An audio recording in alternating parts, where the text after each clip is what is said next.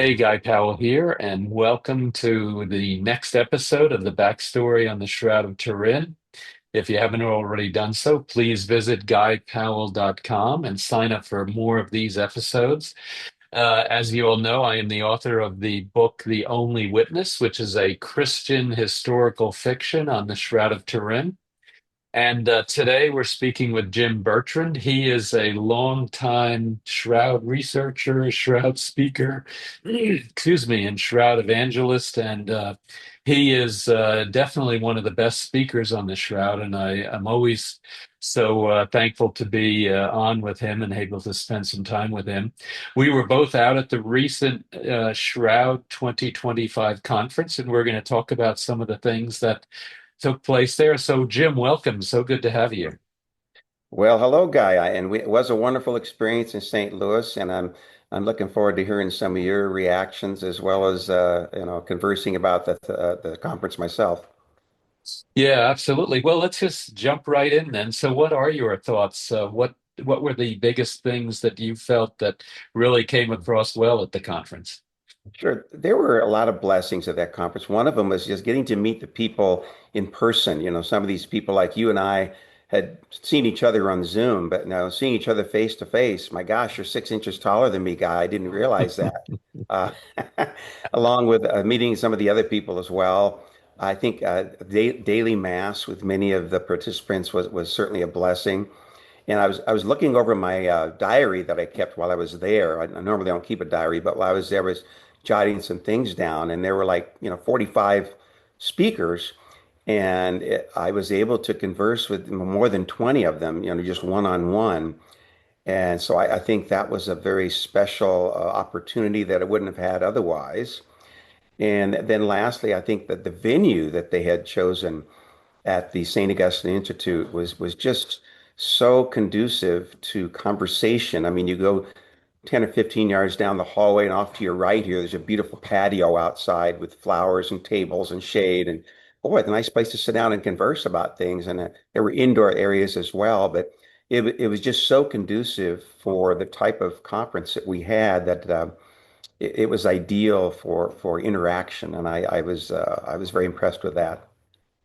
Yeah, that the venue was definitely nice. It was at the Augustine Institute, and what a great place to, like you said, do one-on-one meetings and have lunch together or a meal together and breakfast or whatever and dinner and then like you were saying, the weather was also nice enough that you could sit outside and enjoy the fresh air and just be outside for a little bit. So that was also a big treat. And then to your point about meeting people, I think the one person that I was so glad to meet was Giulio Fanti, and he came in from Italy, and actually the other one too, coming out of Spain. I mean, there were everybody, of course, and I don't mean to single out necessarily one person, but Giulio on the one hand, and then Caesar Barta on the other hand. They were just great to get to meet and see and converse with.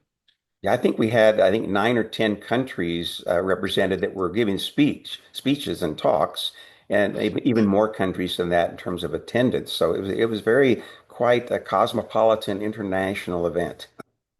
Yeah, yeah, absolutely, and I really, I really appreciated, Julio's talk, and then we had a gentleman from Timu from Finland, and he gave an interesting talk as well. So that was just fantastic.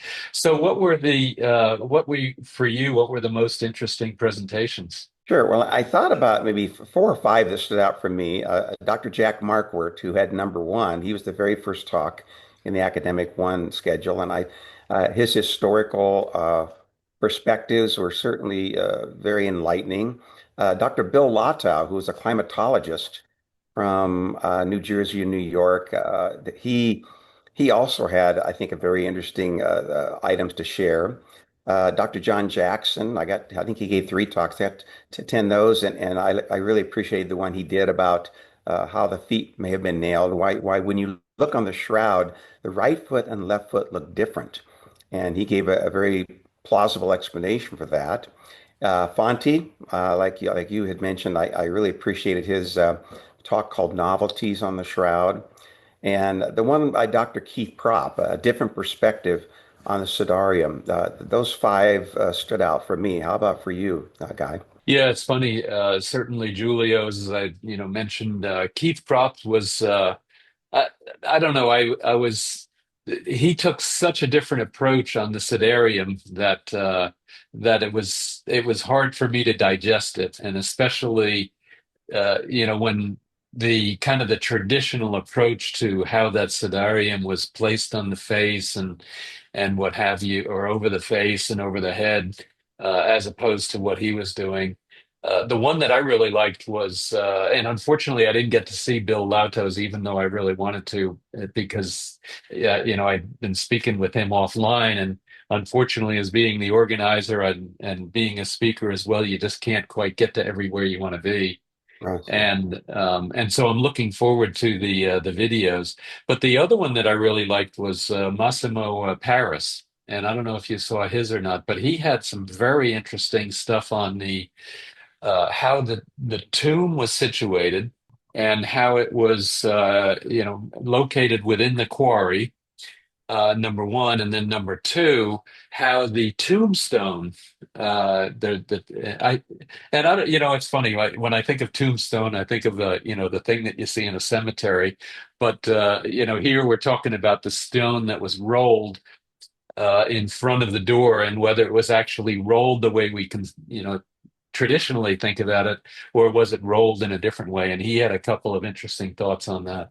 I had a nice long chat with Massimo while I was there as well, and we followed up here a couple weeks ago with a phone call. So, yes, it's always nice to hear different perspectives. And regarding the one about by Keith Propp and the Sodarium, I had never heard of it before. It was very new to me. But on this the Sodarium, there's those holes that I'd always thought had to do with that they tied it in a hair bun up there.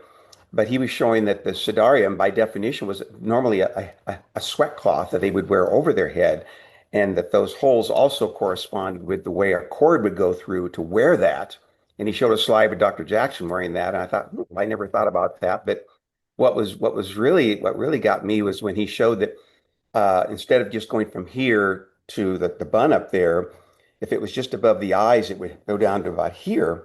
And there was a blood stain on the Siddharium that fits the blood wound on the lance wound, just like a puzzle piece. And to me, that was kind of jaw-dropping because I was kind of skeptical about how else can you explain that perfectly matched blood stain from the Sudarium that goes on to the lance wound. So I think it's a hypothesis worthy of being pursued. Obviously, everyone agrees that the Sudarium and the shroud wrap the same person at the same time.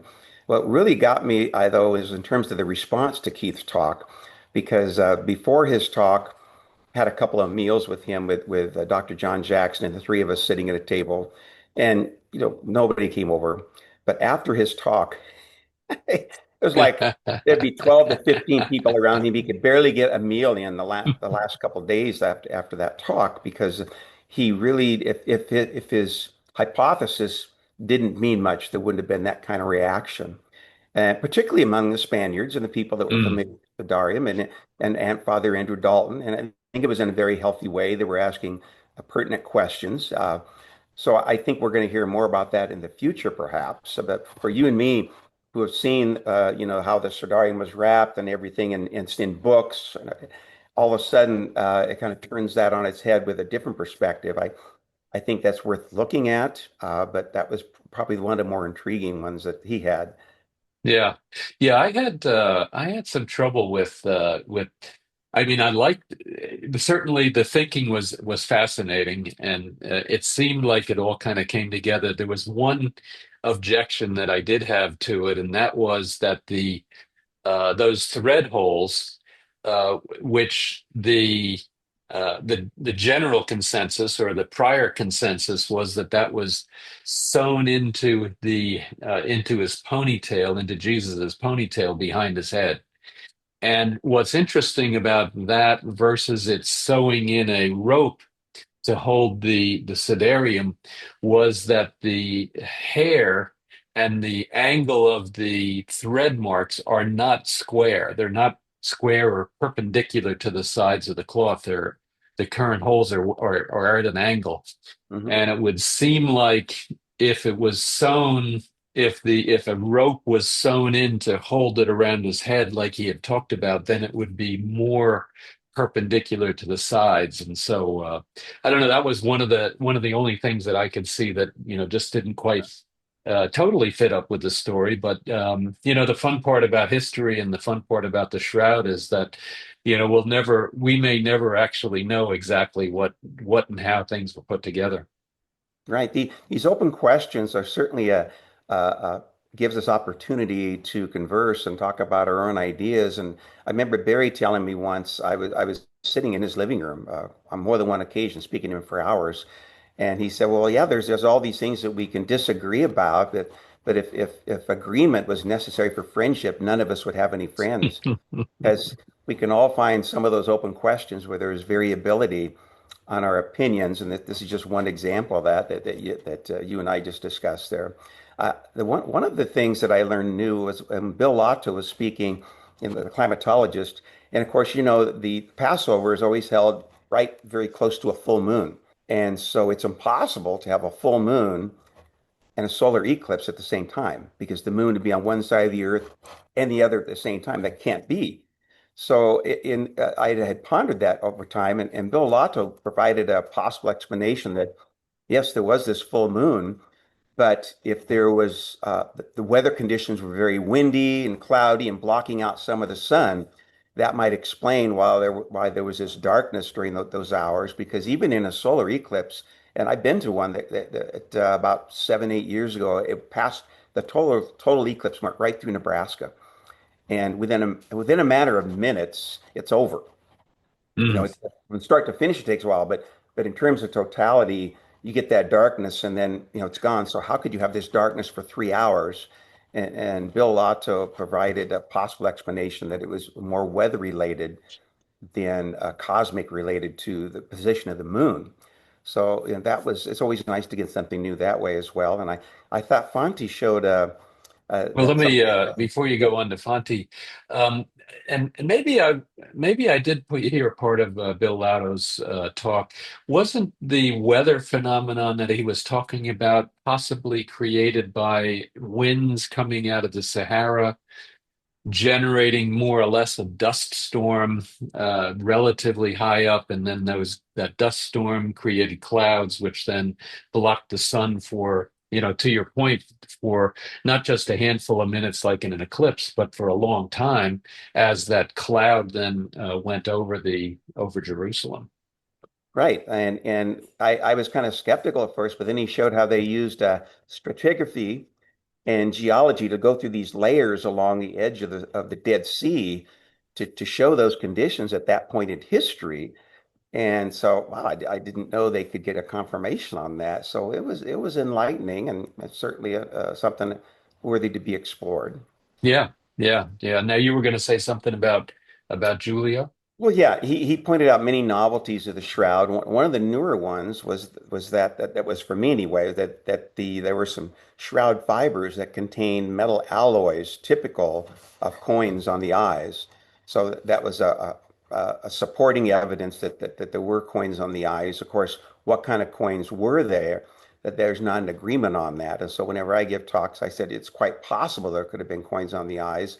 But in terms of what type they were, some scientists see the Pontius Pilate coins, others it's a stretch and they just don't see it. So I think it's important we talk to people that we distinguish between the factual things, like we know the blood type is AB, and then those open questions where, what was the route from Constantinople to Lille, France during the missing years? Uh, those are, hypotheses and possibilities.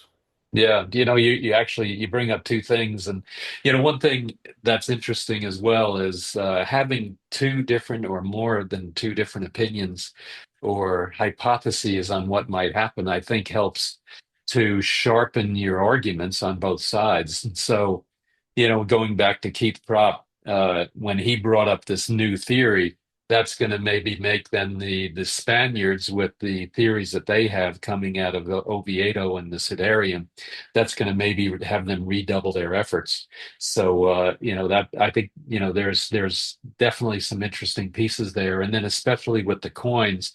One thing I've noticed is those people that are doing these AI based analyses of the image before they do any manual intervention where they do it all algorithmically. And that's important because as soon as you have some human intervention, then it's your interpretation as opposed to if it's just an algorithm, then you're kind of looking at raw data more or less, and so you're still working with raw data.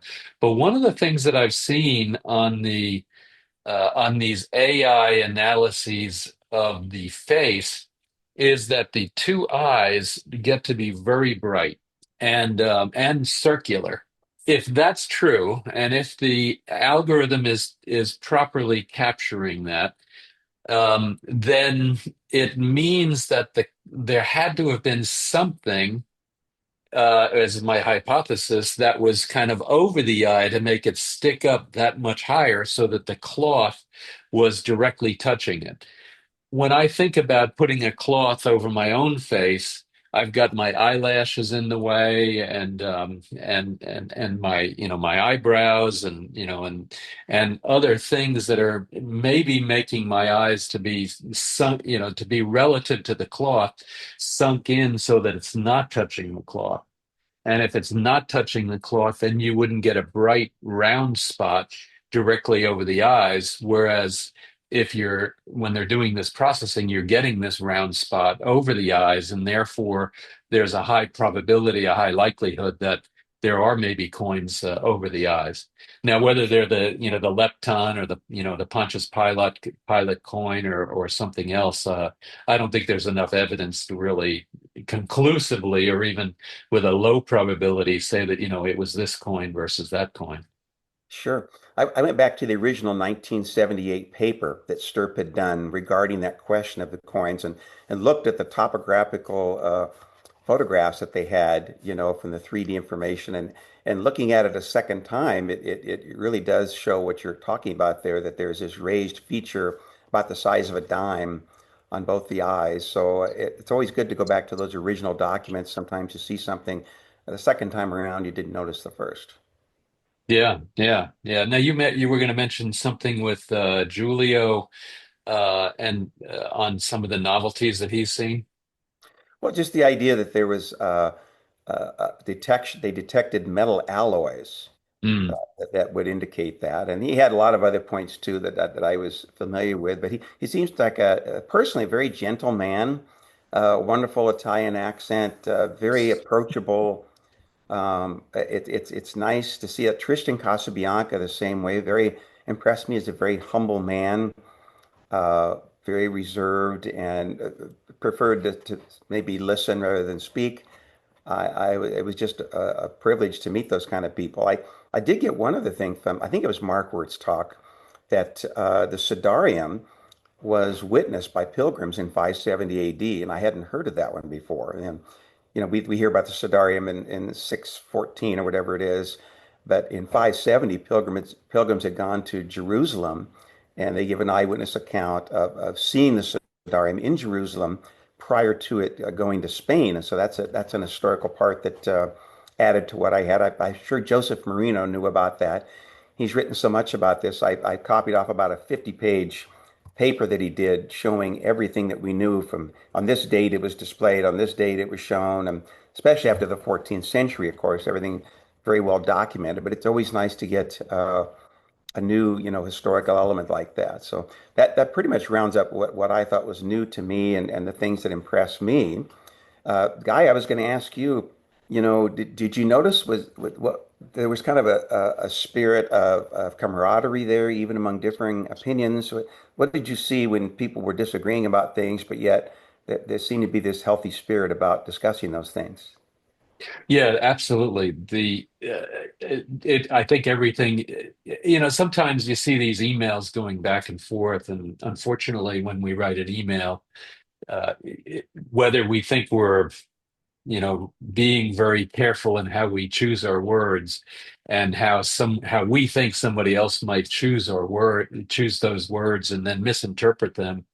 Whereas when you're one on one with somebody, then it's very easy to, see the body language and do it in a much friendlier way, and because you're going back and forth with the conversation, and I definitely saw that as part of the camaraderie between the participants and the speakers and the different opinions. And there were certainly, a lot of areas where there were different opinions. So, and certainly, to your point about the Sidarium with Keith Prop versus the Spanish contingent, I'll call them.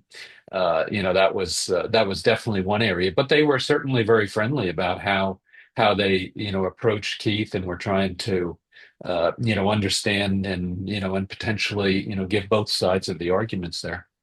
And watching those, did you notice a difference in terms of how you were spending your time? Like day one, I was watching 12 hours worth of talks. You just write down the listening in the audience that go in different rooms, and it was just, getting soaking as much as I could. And I noticed by the time day or two or day three rolled around, I was spending some of those afternoon hours in conversation with others. So I was still going to talks, but there was more freedom, I think, to follow up with other people, and you get to talking to somebody, and you were 5 minutes from going to a talk, and this conversation was so fascinating you ended up staying with that person instead of going to the talk. And perhaps part of that was knowing that these were going to be recorded and you could catch them later.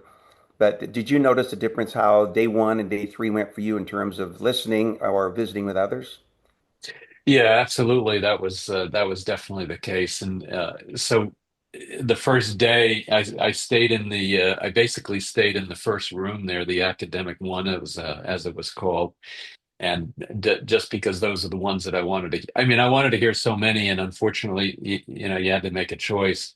But in the second day, then I think things did loosen up a little bit, and you were coming in late because you were doing a follow-on question or a follow-on conversation with somebody, and so and it actually wasn't until the third day that I got into the day room, the day pass room, with the really beautiful kind of amphitheater shape. And so it was kind of fun to do that. And then I don't know, I was selling books as well, so I was also manning my table for books during the breaks and things. I was going to ask, did you gain any insights in speaking with others like Fonte or Mark Antonacci and others about, the Shroud hasn't been tested for almost 50 years now, and there's a great interest in having that happen. And it's my hope that that will happen under this pontificate, but it's anybody's guess. Did you hear anything specifically in terms of if we could do further testing? Here's a specific test that we could do that we weren't able to do 50 years ago. Did you get any details on that from people? Well, I didn't necessarily get a proposal of these are all the tests that we want to do because the instrumentation is now better, and then other tests to find to get more detailed.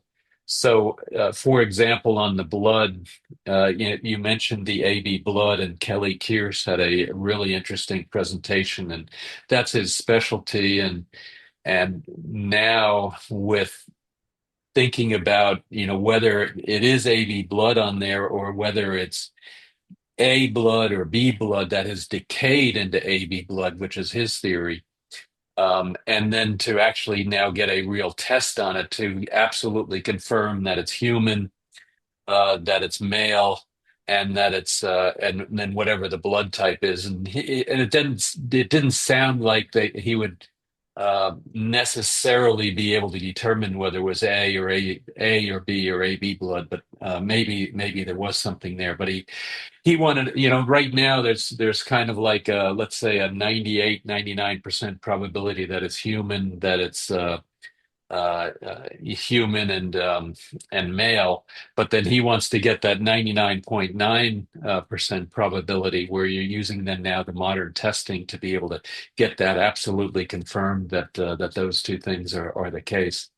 Okay. So and I guess that also would also hopefully work towards absolutely verifying the AB blood type. Yeah, yeah. I hope I've answered your questions, and you certainly answered mine. Is there anything else we need to cover here, or should we Well, I get don't know. I to just our a couple audience? of other thoughts. So who else? What other presentations did you really get to see and enjoy? Yeah, well, those seven that I mentioned, and then also Jeremiah Johnston, of course, is a very Mm, comfortable speaker. I mean, he makes a living speaking, and so it seemed very comfortable, and it's good to see that he's getting the message out to Protestants. Pamela Moon is always very worth the time in terms of when she discusses something historical. She's always got some slides to show you what that looks like. She helps visual learners, I think, and her historical perspective on how the shroud is folded or where it was at this time, how it shows up in art history. Pamela Moon's always very encouraging, yeah.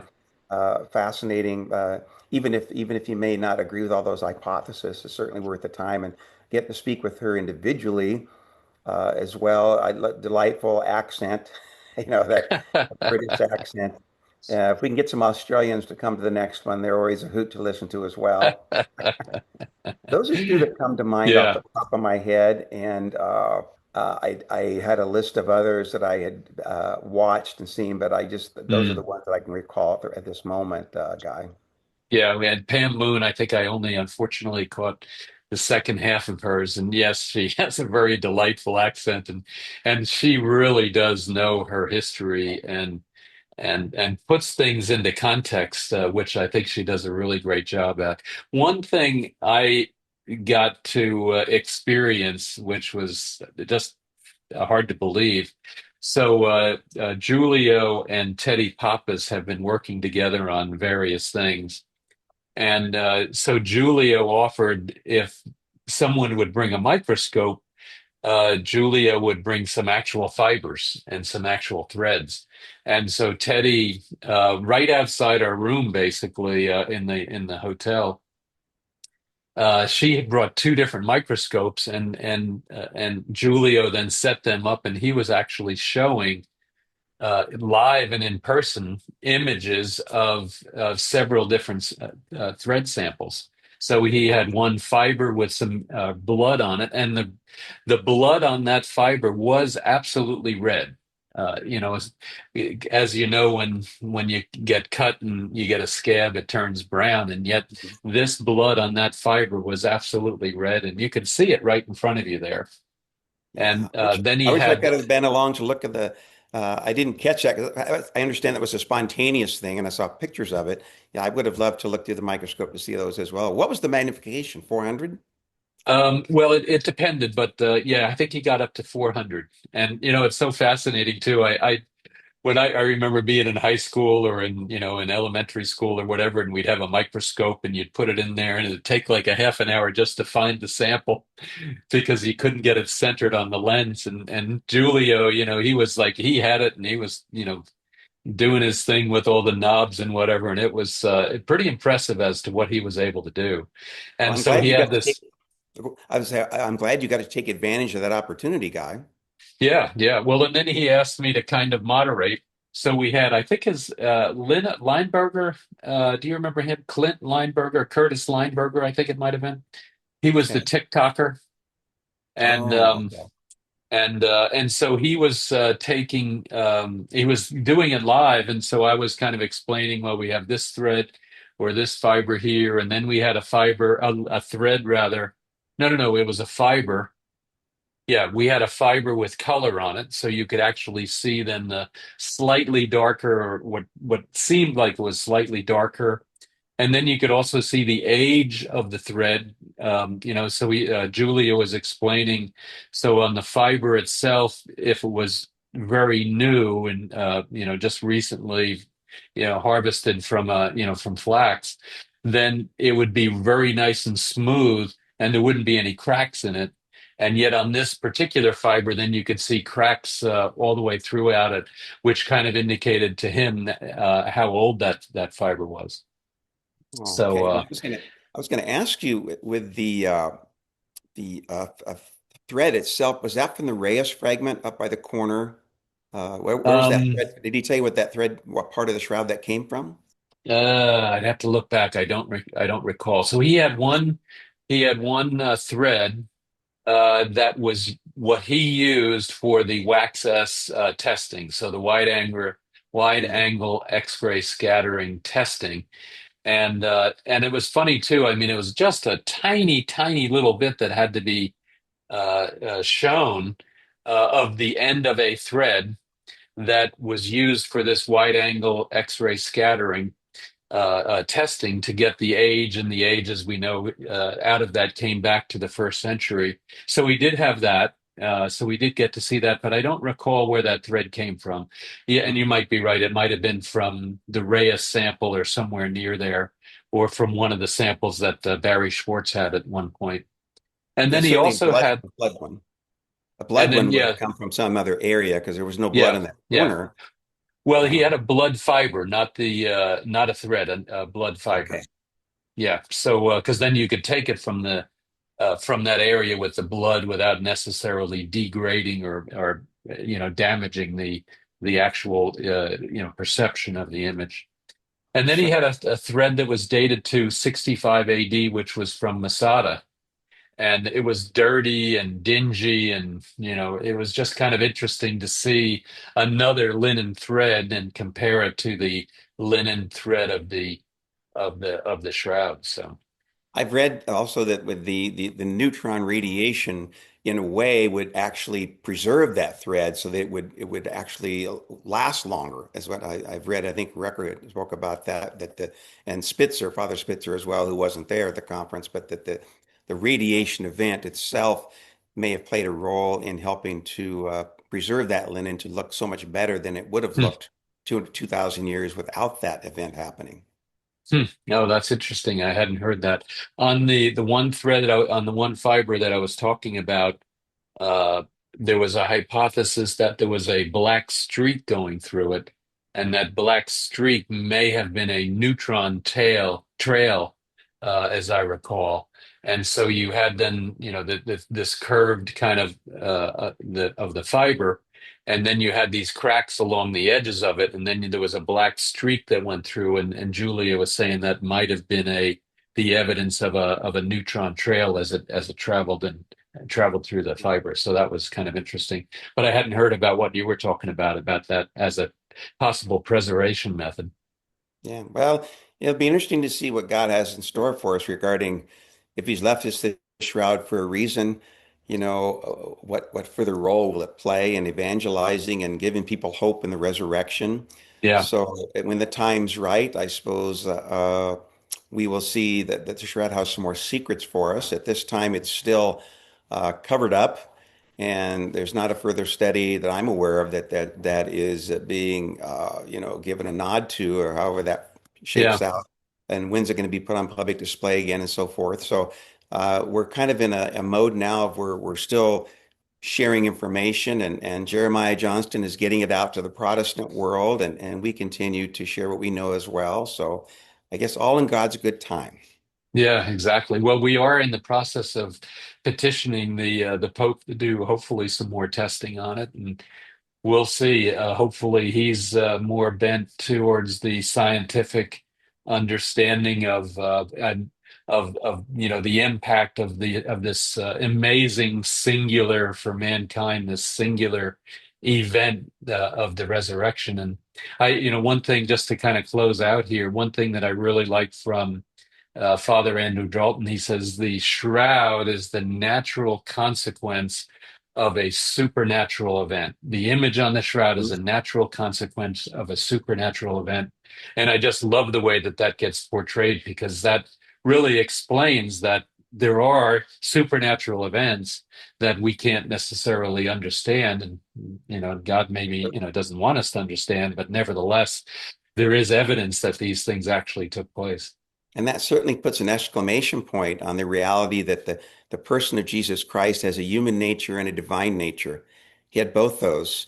And of course, the divine nature being the cause, the human nature, what we can see in the shroud, certainly points out to the natural and supernatural at the same time. Yeah, absolutely. Well, Jim, it's been great having you on today. I really appreciate it, and your perspectives and what you saw there as well at the conference and learned and experienced was, I think, very incredibly uplifting for me and helpful to me to energize me to want to go out and evangelize even further. Yeah. Well, thank you, Guy, for getting the word out so well on these podcasts that you do, and a lot of people watch them, and so I appreciate you getting you have a very credible people come on your program with good information, and you're spreading the news. So I encourage you to keep that up, Guy. Yeah, I definitely am doing that. I really appreciate that. So, well, in any case, thank you again, and to our listeners, certainly stay tuned and get ready and watch for more episodes on a summary of the SEEK conference, the SEEK standing for Shroud Educational Endeavors Corporation, and the Shroud 2025 conference that we just held in St. Louis. Jim, thank you again. So much appreciated. Thank you, Guy. God bless.